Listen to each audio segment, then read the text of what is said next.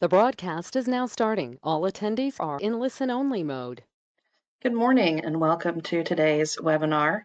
This is Victoria Beal with the Ohio LTAP Center, and I am so pleased that we were able to partner with the Ohio State Highway Patrol and Sergeant Malarsic, who is going to provide you a presentation today on CDL for Ohio State public employees, which also includes counties and cities and villages and townships. So, a couple housekeeping items. We do encourage questions throughout the webinar. And in order to keep things moving, we do ask that you put those questions in the question box in the GoToWebinar panel.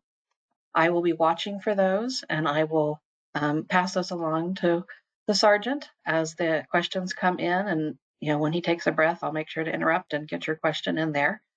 So we appreciate any and all questions, because if you are asking them, it's more than likely that someone else, or more than just someone else, has that question as well. So don't be shy.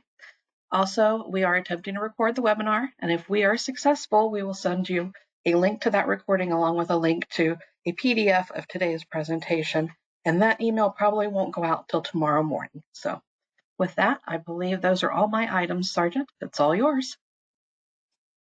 Thank you for that introduction, Mrs. Beal. My name is Sergeant Timothy Malarsic. I'm the Assistant Commander here in the Columbus District Licensing and Commercial Standards, our commercial enforcement section for the Highway Patrol.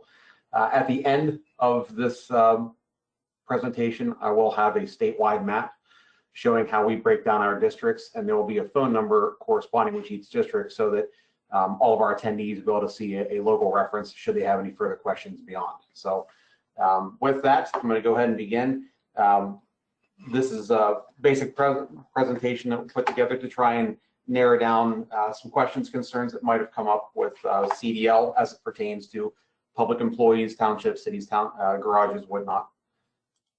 Understand there are a lot of exemptions in things that will come into play being a CDL for a township, county garage, a state political subdivision, if you will.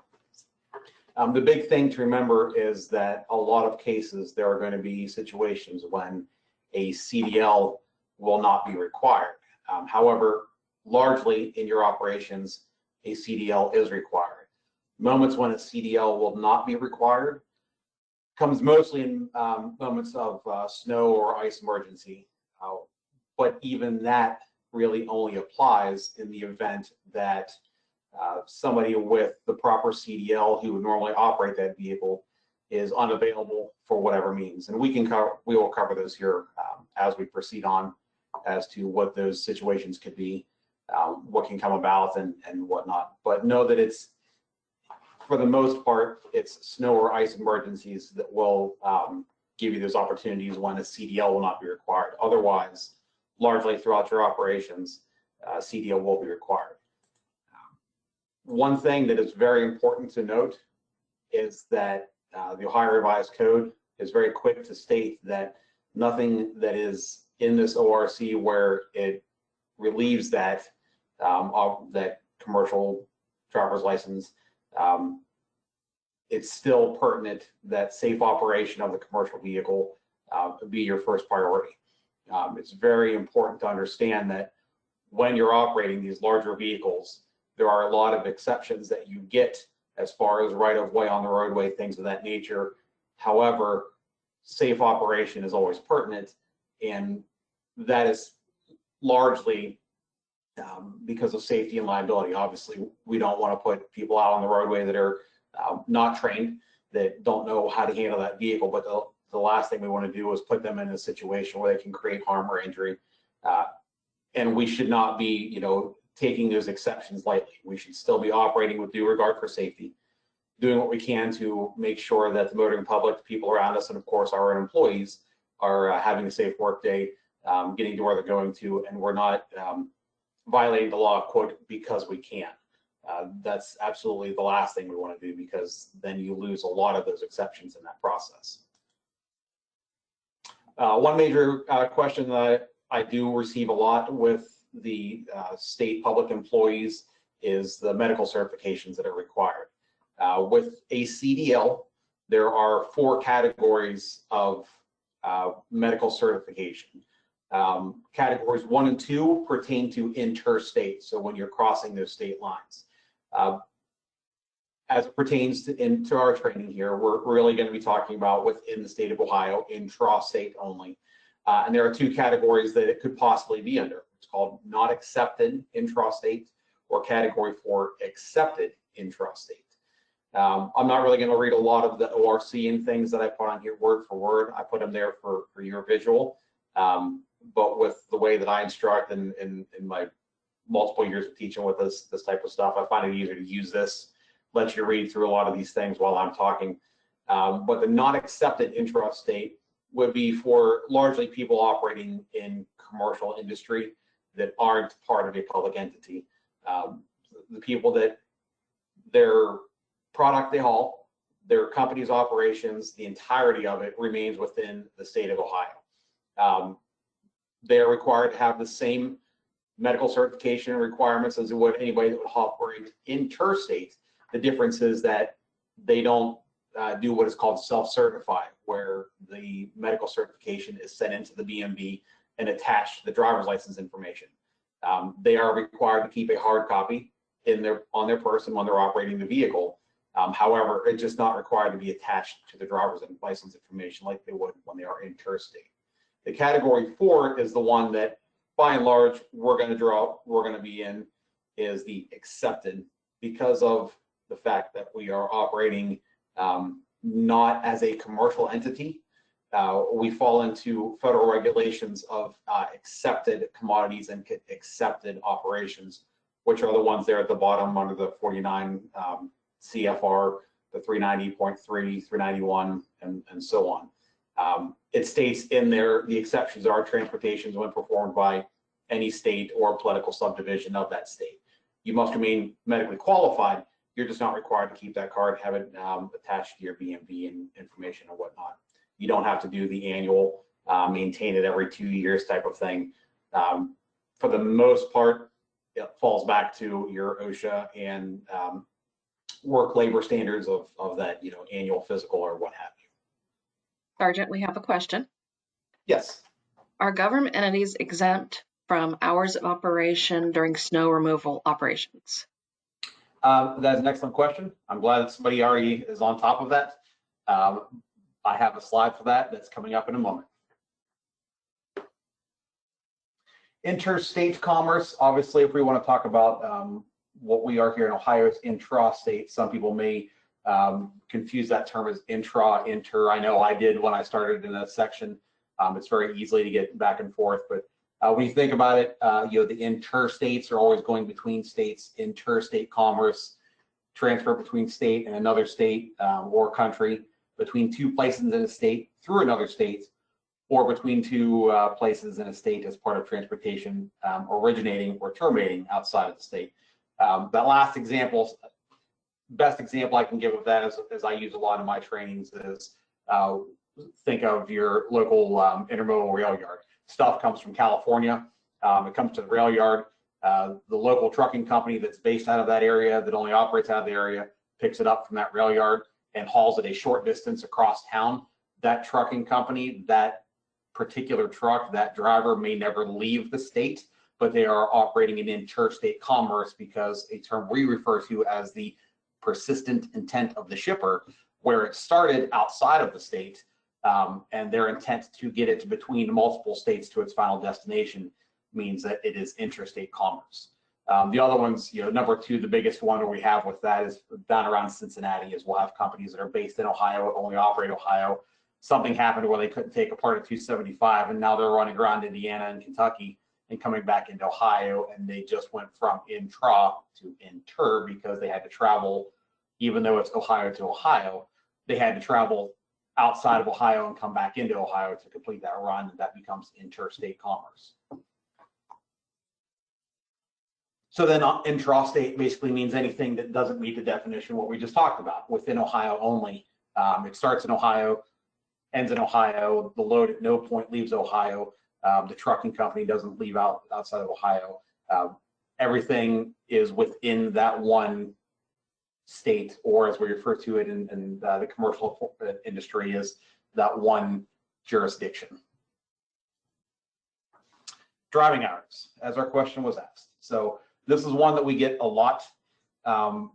There is always the concern with driving hours when we're operating snow and ice emergency. Obviously, you have a lot of factors. Usually it ends up becoming into night and dark hours, so diminished visibility, and then throw on top of that fatigue because we've been doing it for 8 or 10 hours. And we want to stay compliant. That's the main thing. Even though as a political subdivision, we get the exceptions as Interstate, as it's indicated from all hours of service. You still have a strong liability and a strong concern. Yes, there is a complete alleviation of the 11-hour and 14 hours. That doesn't mean that we should. Just because you're out past 11 hours doesn't mean you're in violation of any law. However, the big thing that we need to understand is that only comes with the emergency. We shouldn't be out past 11 hours, quote, because we can. We can be out past 11 hours if we have to be because of a snow and ice emergency. And emergency definition, as it comes straight out of the federal regulations, an occurrence that immediately threatens human life or public welfare. Obviously, a snow emergency is going to meet that. We can keep those drivers out. But as we pointed back to in our first slide, we are only able to, you get some of those exceptions with those emergencies, and it grants us that ability to put somebody in there that doesn't have a CDL when the person who would have a CDL driving that truck is not available.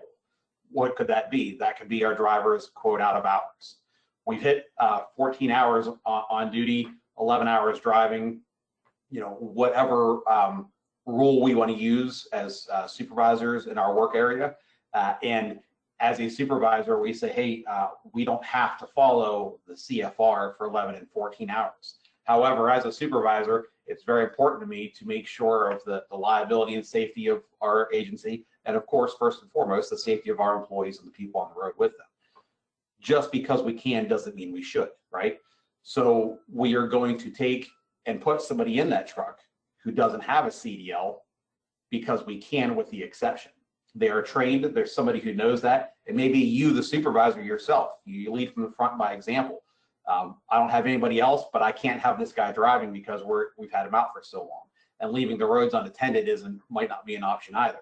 While me as a supervisor who might not have a CDL, but I'm perfectly knowledgeable on the operation of that vehicle, I am allowed to hop into that truck and operate that truck because my CDL driver is not available because he is unsafe, unfit, fatigued, what have you, even though we're exempted from the 11 and 14-hour rules.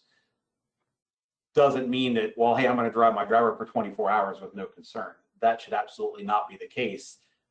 Just because we're accepted from the law doesn't mean we should be taking the exceptions, quote, because we can. We should be doing what we can to be safe about it, as safe, keeping that safety in mind first. If the point of us being out there is to clear the roads, to make the roads safe for the motoring public, how do we then justify putting somebody unsafe on the road longer than necessary in the intent of getting those roads safe? We're then creating an unsafe situation in the name of safety. That's completely and totally counterintuitive. That's why we get those exceptions on CDL, is that when my driver is out of hours, he's clearly fatigued. He or she has been out there for 10, 11 hours. And we all know in the winter, when we have the heater on, they just make us want to fall asleep more, that as a supervisor, as their partner, as the other person that's on shift with them, supervisor or not, we should say, hey, why don't you come in, park the truck, I'll take over for a couple hours, let you go home, get some sleep, we'll get somebody else in there. That's the great part about that CDL exception, is that it says when there's a snow emergency, we've got something going on, and the driver who would operate it is unavailable, meaning they're out of hours, they're fatigued, what have you. Then I can put anybody who's perfectly knowledgeable, trained, and safe in that vehicle to operate it, even though they don't have a CDL. Does that answer the question you have? A couple of questions that have come in. I'm sorry. I'm sorry? Yeah. The first question that came actually refers back to the categories, and there's a second one that's talking about the population limit for communities regarding CDLs? So I'll start with the second, then we can go back to the first. Is there population limit for communities regarding the CDL exemption? No, as long as it is a political subdivision of the state. So it could be a city, county, township, village, doesn't matter. Any entity that is doesn't have to be a municipality, could be a village, as long as it is recognized as a political subdivision of the state, they are able to get that CDL exemption. Okay. The question on the categories. When we had looked at the categories, we thought we were Cat 2 versus Cat 4 based on examples given on the back of BMV 2159 form. So 2 would be if you are interstate. 2 would be if you're crossing those state lines. It's completely plausible that in some necessity of your work, you have to travel outside of Ohio in that CDL capacity, or you have some part of your business that operates interstate. There is absolutely nothing wrong with registering a category higher. Think of these as a step ladder. Category 4 is the bottom, category 1 is the top. Everything below it covers. You're good for 4 and 4 only, but if you have 3, you're good for 3 and 4. If you have 2, you're good for so on and so forth. And then of course, if you have category 1, you're good for everything all the time, no worries, concerns about it. I can't tell you if you are a 4 or a 2. You would know better by your agency's operations, how you operate, particularly in that CDL vehicle. By and large, if you are a Ohio employee, you're probably only operating within the confines of Ohio, and you would most likely only be a category 4. But registering category 2 is perfectly acceptable. The difference is that it's put on file in your CDL, the BMV, versus it isn't. Okay, we have 2 more questions that have come in. Yes. The next one is the term snow emergency only. Is the term snow emergency only during a declared emergency or any snow event? It would fall back to that idea of what emergency would be qualified as, and emergency definition. Snow emergency, it doesn't have to be a declared emergency of the county sheriff or the public department of safety. If you have a snow situation that requires that snow removal, snow and ice removal, commonly particularly anymore, we're getting into the point where because they don't want the vehicles on the road with the snow trucks, if we have a significant snow, that sheriff's going to drop a level 3 anyhow, just to make it easier on our plow truck drivers. Not that the motoring public listens to that anyhow, but they try. It doesn't have to be declared. It doesn't have to wait till the point of the sheriff says snow emergency. It just has to meet the definition of emergency, meaning an occurrence that immediately threatens human life or public welfare. There's snow situations where you've got a road covering and you're creating hazardous road conditions. I think clearly and obviously would meet that public welfare situation. Next question. How much rest does someone need before returning back to driving if they have plowed for 11 hours? It would fall back to that common hours of service rules, is that you would have to have that 10 hours off duty to reset your clocks. Even though we're accepted and even in locations where we're running local and we're required to abide by it, we don't get the exceptions, and we don't use a log book as we think of it, we still have to abide by the hours of service rules. So you still have to do your 10 hours off duty to reset your 11 and 14, your 34 off essentially in order to reset your 70 hours for your 8 days. But again, we're accepted from them. So it falls back to the best guidance I can give you is your OSA and labor laws, whatever policies your agency is going to have in place as far as that. If 8 hours off, and it shouldn't,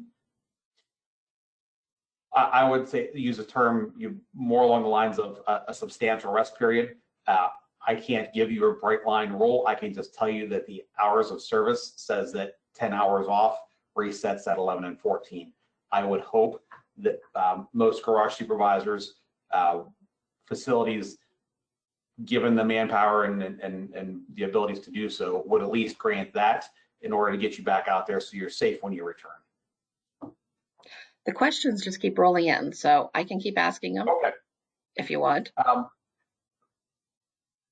tell you what, let's move along a little bit to keep from getting hitting a roadblock too much, and then we'll cover what I have, and then Mrs. Beal, if you see any that kind of match up with where I'm at in the presentation, we can answer them, and then I'll go back and clean them up there at the end, given the amount of time. Sounds good. All right, thank you. So the big concern as we're talking about hours of service is then obviously fatigue and illness, what we refer to as impaired alertness. There is an Ohio traffic law that allows us to address fatigue, impaired alertness commercial motor vehicle drivers. This doesn't apply in your car. In order to meet this, the definition of the commercial motor vehicle is defined by 450601, that same section of law where it defines when a CDL is needed. You have to be operating a commercial motor vehicle in order to be in violation of this when impaired, when fatigued or ill. Basically just says that it's kind of a vague, blank, general idea. It's not OVI, operating impaired by alcohol or drugs. This is more of I'm excessively tired. Maybe I'm taking a cold and flu medication that's not really going to be an OVI, but it's certainly creating an impairment of my alertness that allows us and law enforcement to remove these people from the roadway before they cause a significant crash. Again, this isn't one that you would get an exception from, but this is something that I point out that just because we can take those exceptions on hours of service, we still need to be aware of meeting other sections and other requirements. Yes, we're not required to stick to the 11 hours driving 14 hours on duty, but we still have a requirement to not be impaired and fatigued on the roadway. We're operating larger vehicles. We need to maintain that alertness because with a larger vehicle becomes a larger responsibility. So a certain level of fatigue or illness then becomes that much more of a concern for us driving those vehicles. Again, this section, minor misdemeanor, the same as any traffic citation. It just gives us and law enforcement something to do to address somebody who's tired when they're driving a large vehicle. What is it that can be that? That, as I said, can be well beyond our 11 hours and 14 hours where we're just sleepy and tired, or it could be we're using some type of over-the-counter prescription drug that is creating some type of issue. Again, important is that this is not OVI. I can charge it if I have you for OVI, I certainly can, but this is not to give me something, nor should you be worried about it on the violator side, if you will, of being charged with this and being worried about it being essentially an OVI without an OVI. That's not what this is. This is just something that says, hey, you're driving a bigger vehicle, you have a larger responsibility, so this law is in place to prevent you from coming out here, a whole bunch of NyQuil deep, using a bunch of Sudafed or Benadryl, and it's making you loopy. In my time of doing DOT inspections, I have stopped drivers before who were good on their hours of service, maybe towards the ends of their 11 hours, not quite past 11, up to the 11, where we have an hours of service logbook violation, but it's that later in the afternoon after lunch kind of feeling, and they're driving down the road and they're using 2 lanes, and I stopped them and they explained to me that, oh, hey, I'm feeling a little bit tired. On the DOT side, I can put them out of service for fatigue. Unlike hours of service with logwork, where I can say, all right, you have to be out of service for 8 hours to reset it, it leaves it in the driver's hands to say, all right, you're out of service until you are so no longer impaired or fatigued. Somebody who doesn't have that DOT certifications to do that can address somebody who's sleepy and tired with this violation and give you a lawful order to not drive until you're no longer impaired or tired. Which, of course, then that bridges us right into questions and concerns with OVI. A lot of people there that have the CDL is their livelihood. Something as simple as an OVI in anybody else's world means, not to say it means very little, but doesn't impact their livelihood as it does people in this industry. With that, that's kind of one of the deterrents, is that it's not supposed to be as much as it is punitive. The idea is supposed to be more that if you know that, that is something that's going to prevent you from operating impaired, whether it's in your personal vehicle and hopefully certainly not in a commercial vehicle. But understanding that when you're operating a commercial motor vehicle, those per se limits are pretty much just cut in half. They're way lower because obviously, again, level of responsibility much higher, the concern is much greater, and when these vehicles are involved in crashes, injury is much worse. So we need to have a little bit stricter compliance with it. So they lower that limit from 0.08 to 0.04 when operating a commercial motor vehicle. If you're in your personal vehicle and you're 0.04, just because you have a CDL doesn't mean you'll get an OVI at an 04. Certainly not. In your personal vehicle, it's the 08, the things as they are common. When you're in a commercial motor vehicle, that's when it lowers. And you don't have to have a CDL. If I stop, because there's a certain area here in Ohio where we're dealing with a lot of construction, people are going and getting whatever truck they can get a hold of, and they are coming out on the roadway with no CDL. We're stopping them, completely and totally egregiously in violation of equipment violations. They're doing nothing on the DOT side. They have a standard driver's license, if it's even valid to start with. And a lot of times they're still impaired from last night's partying. So we're getting a lot of things where just because you don't have a CDL doesn't mean we can't apply the 04. If you're operating a commercial motor vehicle, that 0.04 is the limit, whether you have a CDL or not. It's a big concern I have from a lot of people is that I have a CDL, I'm in my personal vehicle. Is it a 0.04 or 0.08? When you're in your personal vehicle, it's 0.08. When you're in the truck, it's 0.04. What happens with that often is that we had some event going on Saturday or Sunday. Maybe Sunday was a 4th of July, if you will.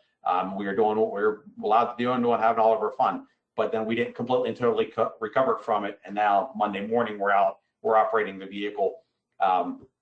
Somebody smells something still on you, and next thing you know, you're barely kicking over that 0.04 because you still have a bunch of leftover in your system from the day previous. That's where this comes in. As much as it is also, we find people operating on duty, drinking alcohol in their vehicle, and it gives us a much lower level to get to. The more common is we did something the day or the evening before, we were out way too late, got way too high in our BAC, we haven't had time to recover, bring ourselves back down to 0, and the next day we're in the truck and we're still a 0.04 or 0.05. That's where the concern comes in with the lower levels, just knowing how to better monitor yourself, things of that nature. With OVI, the common one is everybody thinks about is alcohol, but understand also that 451119 and 450615, the OVI section for CMV, is alcohol, drugs, or a combination of them. The important one to remember is drugs are still OVI section. Just because it's legal doesn't mean you can operate your vehicle impaired, right? With the new marijuana law, we've got a lot of concerns that have been coming to us about, if I've got it in my truck, it's legal to possess. Well, what then? 392.4 here, this explains this is the federal regulation that we use on the roadside. This was when the question first came up back in, I believe it was December, when things, or I'm sorry, November, when the law first came out and said, hey, it's now legal to possess these things. Like, that's great.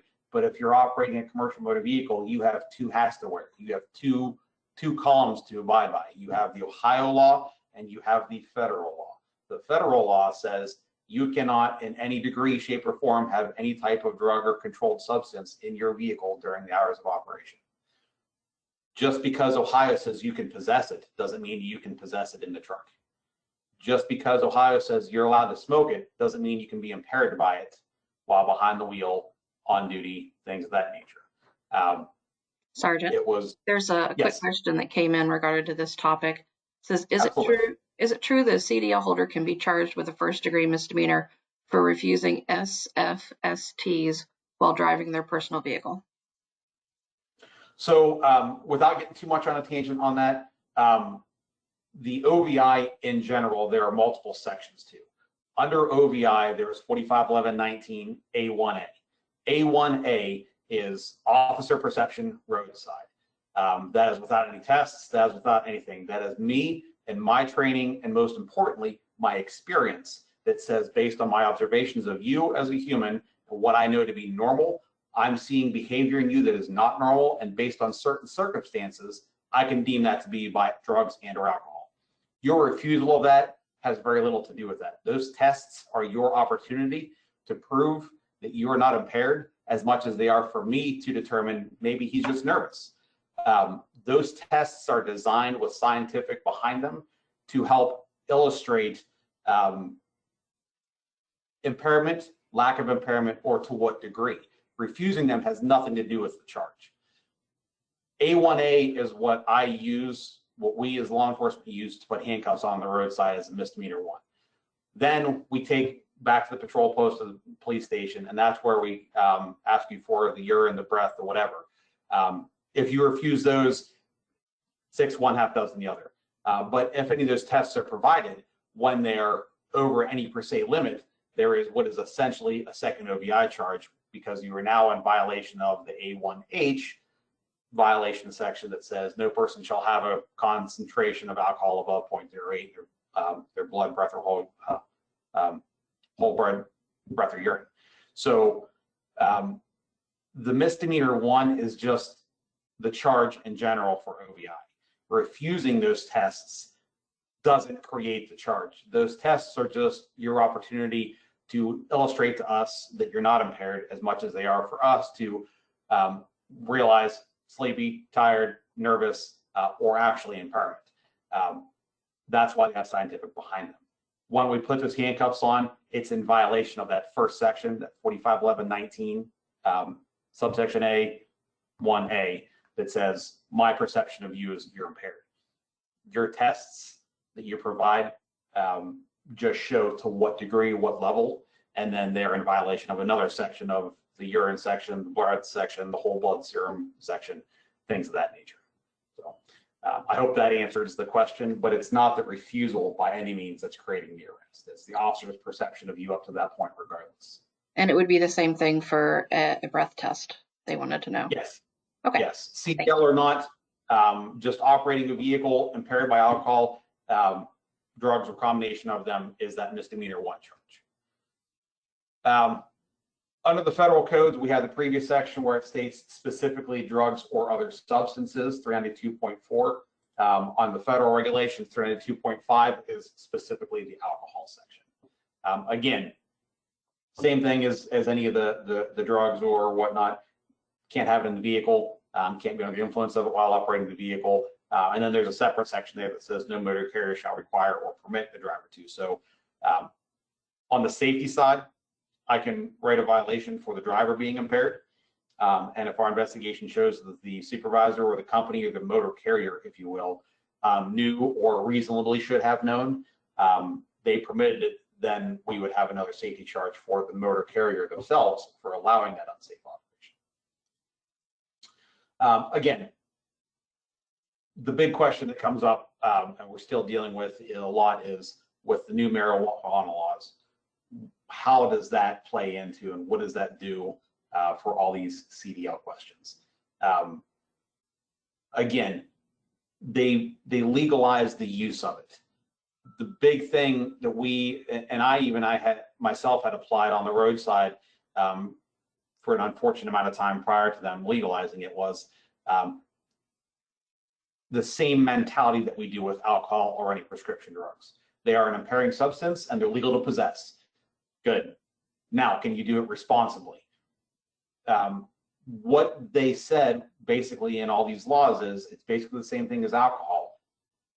It's the where, the when, and the how that are regulated by law.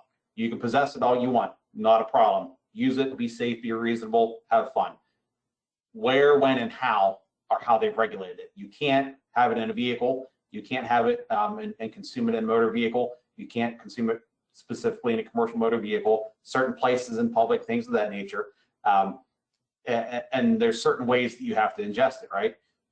Regardless of how legal or illegal, I guess you will, sometimes you were at the time that you were using it. What we have to realize is that you are now at our work facility and you are operating a vehicle that is under that political subdivision's concern and liability. And that's where the strong safety concern and liability comes in, is that yes, you are allowed to use it. Do it at home all you want, but when you leave your house, make sure you're no longer impaired by it, because that much more as a public entity, we are that much more concerned, of course, your public image, but the biggest concern we have is your safety, the safety you're creating to the motoring public around you. You still have to abide by OSHA's drug-free workplace concerns. DOT's drug screening is still a part of any CDL holder that's operating, and you still can't have it in the cab of the truck. So even though Ohio came out and said, hey, legal, personal use up to 200 grams, have at it. Great.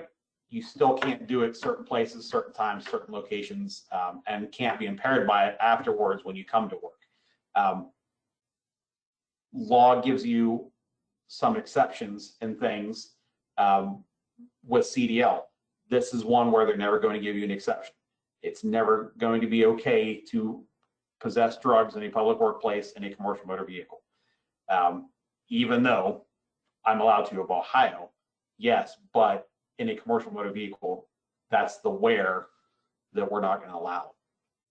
And again, just because that higher level, that higher strict compliance of law, where we have to abide by all those strong requirements for court, you still have your civil, which is a little bit lower burden of proof. And then ultimately you have liability and things you have to be concerned about, that one is supervisors. And I use that perspective myself because I'm a supervisor. So that's kind of the glass that I look through things, is how is this going to affect our agency, the operation, what safety concerns for my employees and the people around them is this going to create. That's kind of one concern you have to look at it as, that because you're legal to possess it, great. When you came to work, are you a concern for me and our agency? And your concern should be for yourself. The last thing you want to do is be in a situation where you're out there, something happens, and now, well, because it was so severe, we're getting those blood draws, and next thing you know, we're finding that there's impairment in the system, and that's going to throw a bunch of concerns, a bunch of problems, and the unfortunate perspective of a litigious society that likes to get as many zeros out of people's bank accounts as they can. So I use the example on the roadside a lot of times with people that, particularly in the big trucks with oversized loads, people running heavy and doing this, that, and the other, that I explain to them that, great, it's not about citations and fines. The last thing we want to do is write violations. And a lot of people have absolutely no concern when you talk about writing them a violation, making them go through a court process. But when you talk to them that say, hey, when this happens, because of this litigious society that we live in, that everybody wants to sue everybody for everything they have, when you give them a reason, they're going to take it. And you need to be concerned for as much as your safety and the people on the roadway foremost. But when something goes wrong, was it avoidable? Was it reckless? Should it and could it have been avoided? And when you can't answering those questions favorably on your side, be concerned, because people like to take everything you have when they can. Big trucks equals big bucks. They see a state entity, a county, a city, what have you attached to it, and next thing you know, the lawyers are knocking on the doors. They're taking you for everything you own in the county with it. So I can't stress it enough. Yes, it's legal to possess, but it's the same thing as alcohol and any of the prescription drugs. You can't have it in the truck. You can't be under the influence of it while you're working. Do all you want off duty. Make sure you're clean when you come to work.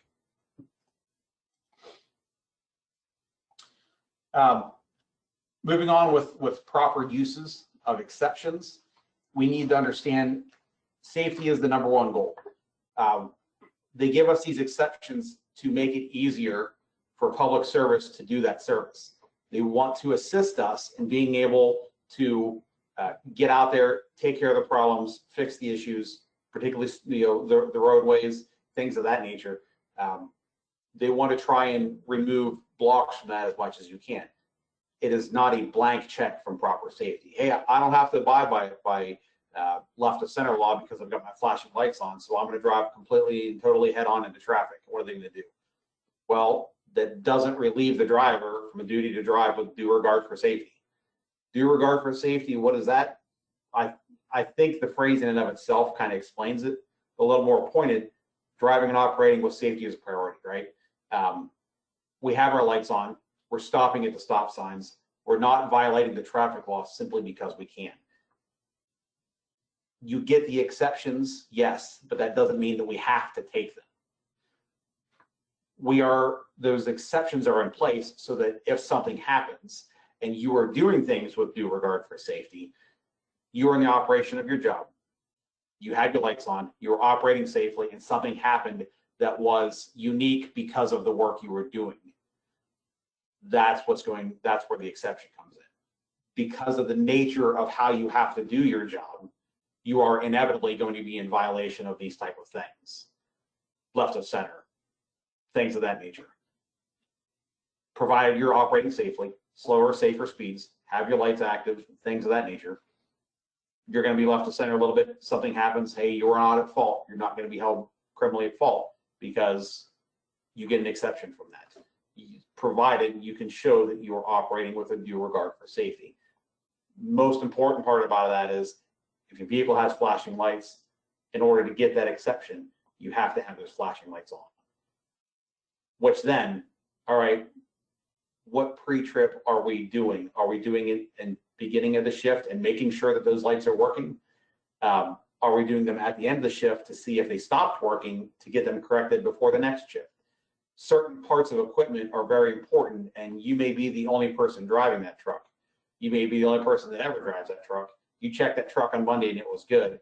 It's Friday. What happened in the course of the week that you may not have realized happened on Wednesday, and you've been driving for 2 days without it because you only check it on Monday at the end of the week, at the beginning of the week. Certain things have to be checked every day because they deteriorate very slowly, and then right in the middle of the shift, they stop working as they're supposed to, and if you don't check it until 2 days later, you've gone 2 days without that thing that's going to give you the exception. So then what traffic laws are roadway service vehicles accepted from? Spare you reading all of this. As I stressed, the important thing highlighted there is that they have to be equipped with lights, and such lights are in operations. So having them present, having proper lighting, usually should be separate lights at the front of the rear, one big light bar that's visible 100 or 360 degrees around that vehicle. But then, of course, we also have to have them on. What sections of law are you accepted from when you're engaged in the performance of your duties on that roadway maintenance? Operating the vehicle too slowly, driving on the right half of the road, left of center, passing in the same direction, passing on the right shoulder, turning in the roadway, so U-turns in the middle of the intersection, things of that nature. When you're passing slower vehicles, i.e. coming upon somebody who's just not driving the posted speed limit, not exactly the same as passing in the same direction, but passing slower vehicles. The marked lanes, so clearly if we have snow on the road, we don't know where the lane markers are. We're not able to tell which one's the turn lane, which one's the through lane. That's what we're talking about with the marked lanes of travel. Driving through the divided median barrier, which is your U-turns on the interstates. Parking in the roadway, so leaving the vehicle with lights on and unattended, and then just general unsafe vehicle. With that also, everything under Ohio's size and weight, 5577, 01, 09. The thing I want to point out here is under 451104 is that this isn't specific to a snow emergency. Any political subdivision in the state, while the driver is engaged in the performance of official duties upon a street, highway, provided you've got that equipment and you're displaying it. So, township garage, We've got some heavy work to do. We've got to take a bunch of aggregate down the road. We have to take a big, wide, heavy machine down the road. We're going to travel down the road and stay within our township. Don't have to get the oversized hauling permit. However, ODOT is exempt from this as well, correct? ODOT still gets permits on everything that they move. Why do they do that? Safety and liability concerns. Just because they get the exception doesn't mean that they're going to take it. What it does mean is that when they get that permit, they are verifying that they are good on that weight down that road. They're on that route. They know they're good to be on that road safely. No concerns. The driver's not just willy-nilly turning whatever road he wants to get himself there. He's using a designated route to get there by that permit. To the contrast, you and your township, you are probably working for the engineer's office. You should probably have a good grasp and understanding of what roads are going to be able to safely hold and give you clearance for the load that you need to get within your township, because Township A is probably not doing work in Township B. Township A is probably usually only doing work within Township A. So it makes sense to think that, well, you shouldn't have to get a permit from yourself. You know, or should know, what roads can support your size and weight for the operation of your vehicle. What this doesn't cover is a third-party driver who's not an employee of that political subdivision operating a vehicle. So somebody who's bringing you a load doesn't get that exception. So if you call ABC Trucking to bring you a whole bunch of gravel, they are not accepted from Ohio's bridge and weight law to bring you that gravel. They have to abide by that 557705 and 04 for their size and weight and dimensions to bring you that load, because they don't get the exception since they are not an employee of the public subdivision.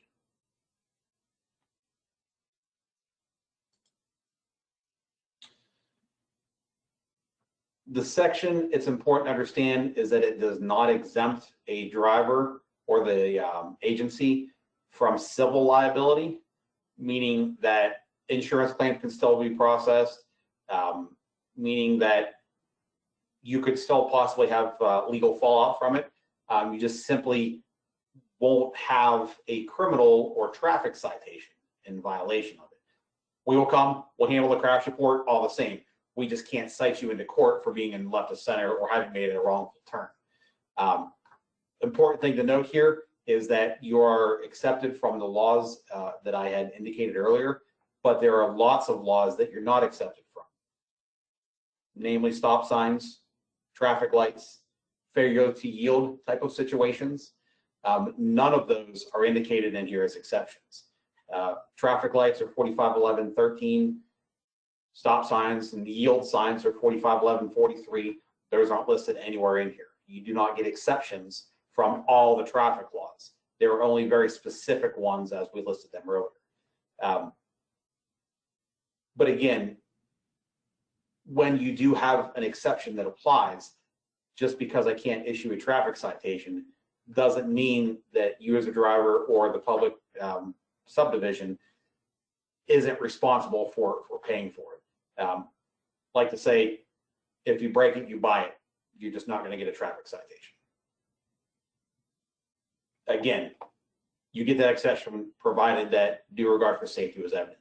If you're just driving way too fast, decided to just drive up the center and go into a bunch of traffic head on because you can, you're going to lose that exception. You're going to get the citations and deal with everything that goes with it.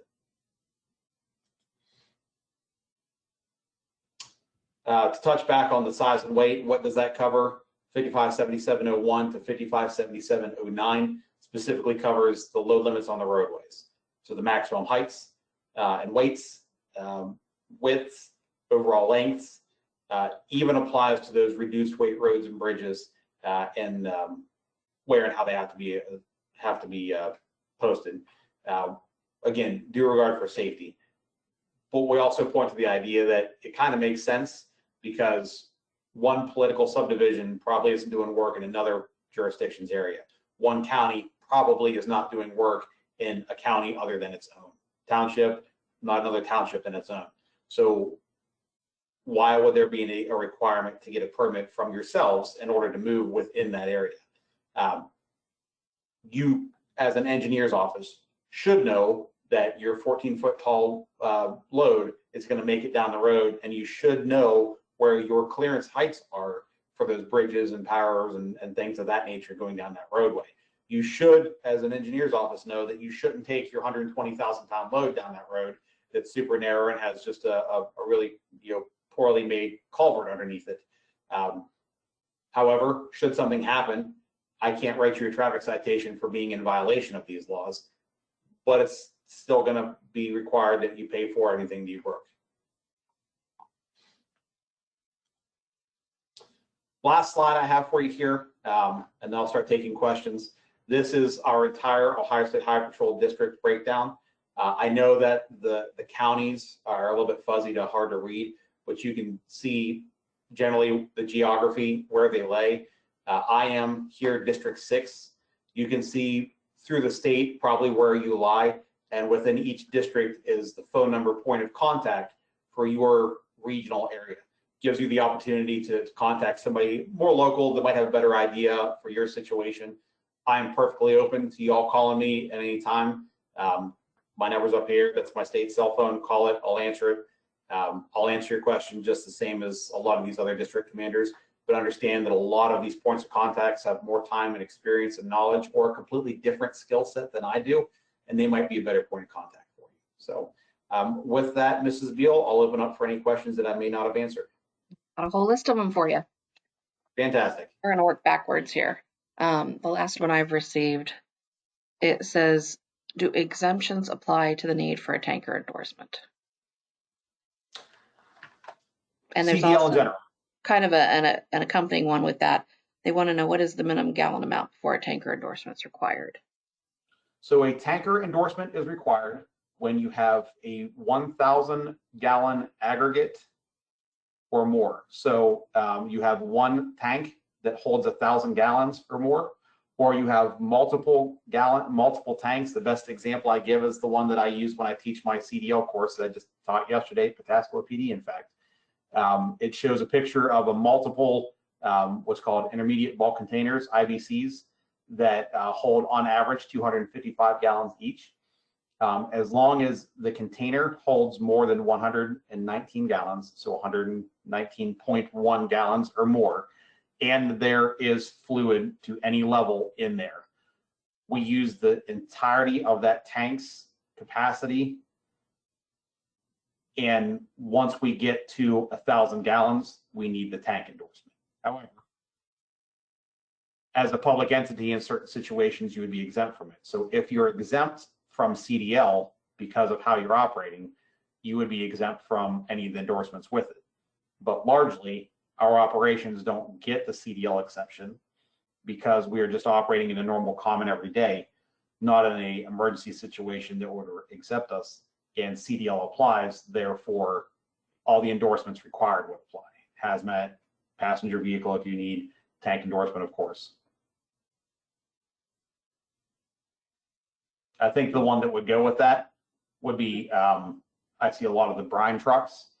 Yes. I know myself, the way that I apply traffic law in a little more reasonable mindset would be if you're putting down brine because of an impending ice and snow situation, I would think that a lot of the powers that be would accept that to be part of that emergency exception. And just because there's not snow and ice down right now, doesn't mean that it might not apply. However, again, just because we get the exception doesn't mean we should take it. If we have somebody with a CDL with a tanker endorsement, they should be the one operating that brine truck if they're available. All right, next thing is a statement, I think more than a question. It's a statement from a county engineer. So for townships and municipalities, keep in mind that the bridges on the township roads and through roads of a municipality are owned and maintained by the county engineer. Therefore, as county engineers, we ask that you still get a permit or approval from the county engineer's office. All right. Correct. Question. Correct. Are you So, covered? Sorry. Just because we get the exception doesn't mean we should take it. Right. All right. Are you covered under the exemptions if you are out of your agency's jurisdiction? For example, if I work for a city and have to drive on a township road to get to another part of the city, and I plow the township road on my way to my route. The exception applies within your jurisdiction. So if you have to leave your jurisdiction, then no, you don't. All right. Won't a positive DOT drug screen cause you to lose your license? There is what is called the Drug and Alcohol Clearinghouse.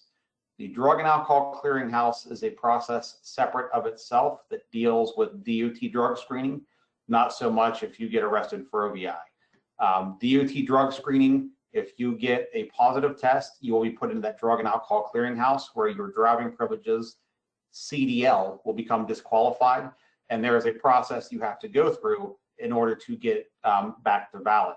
Basically, it's get sober, show a couple steps, and then you have to have a clean test that goes with it.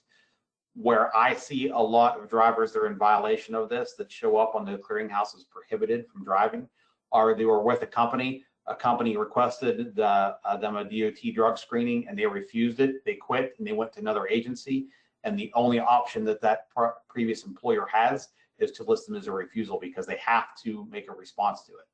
If you don't provide it, the only option is refusal. Well, a refusal will put you in that clearinghouse. So when they get to their new employer, they are now unable to drive because over in the other employer, they were put as a refusal on a DOT drug screening. Okay, the next question. Is there an exemption regarding backing cautiously while performing snow and ice? And this would typically be while clearing intersections. 451138 is not covered as an exception. Okay. 451138 is specifically safe backing. Okay. Next question. Is there a requirement to keep a logbook while operating? And they believe this was another exemption. There is not. If you're operating for a political subdivision of the state, you're accepted entirely from hours of service, logbooks, and all of that. Are category 3 required? Well, category 3 required to maintain a logbook. That kind of goes along with the other question. Okay. In the snow emergency, if you don't have a CDL, are you allowed to operate the truck under the exemptions? Yes.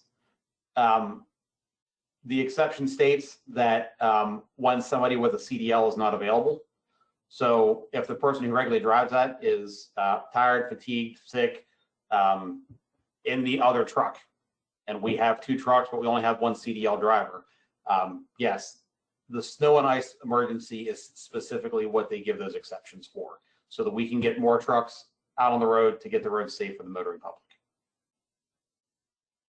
Okay, if a truck needs to go over state lines to the manufacturer for repair, does that driver need an interstate CDL if not moving goods?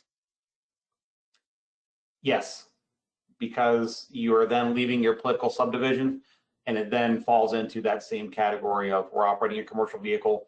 Unfortunately, at that point, if we're leaving the state, we're interstate, and then we do need that. There are things you can get from the BMV that would give you those exceptions, that would give you those temporary, 1 or 2 day things.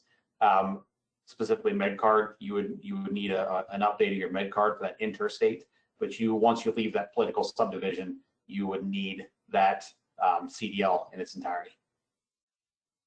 We have time for one more question, and then I'm going to send the remainder of the questions over to the sergeant with your contact information so he can reach out directly. Last Sure. question we have time for. Can you talk about vehicle GVWR as it applies to tow vehicles under 26,000 pounds? Example, operating a pickup truck with a 14,000 GVRW towing a trailer with a 14,000 GVRW. Does this require Class A due to the GCWR being over 26,000 pounds total, or a combination vehicle? It does. So Class A, we start with a trailer. What is the weight of the trailer? If the trailer is over 10,000 pounds, so 10,000 you're good, but once it's a gross vehicle weight rating of 10,001 or higher, you add that to the power unit, the truck pulling it. If the two combined are 26,001 or higher, then you would need your Class A. If the trailer is under 10,000, is 10,000 or lower, We don't even add it in for computation. And then you just look at the truck, and if the truck is 26,001, it would need that Class B. But commonly, the GMC 3500, Ford 3500, the dually pickup truck, if you will, is at 14,000 GVWR. That in and of itself would only need a Class D standard driver's license. It's when you hook that to a really big trailer that requires the Class A. I have seen a lot of times where we have a trailer that is a tandem axle, doles on each side, and it has a GVWR so high that I could literally hook an S10 to it and need a Class A. It starts with the trailer. Sergeant, you have done an excellent job in getting a ton of information, communicated in a very short period of time. Thank you so much for providing this excellent webinar for us. And absolutely happy to, and I'll tell you that any of my district supervisors throughout the state would be absolutely happy to come in and do the same thing in person and answer some more questions if somebody needed. We would rather do an 8-hour day, if you will, in-house than deal with one incident on the roadside. So by all means, please use these contacts and see what you guys can develop for your own agencies. Perfect. And through LTAP, we'll make sure to distribute that information to through our upcoming newsletter. So thank you, everyone. Hope you have a great rest of your day, and please stay safe out there.